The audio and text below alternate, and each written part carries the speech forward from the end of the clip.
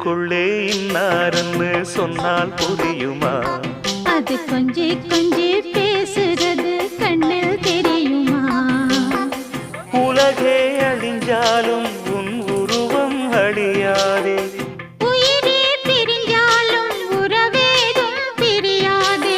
உண்ணாமல் உறங்காமல் உன்னால் தவிக்கும் பொண்ணு மணியின் நெஞ்சுக்குள்ளே இன்னாருன்னு சொன்னால் புரியுமா?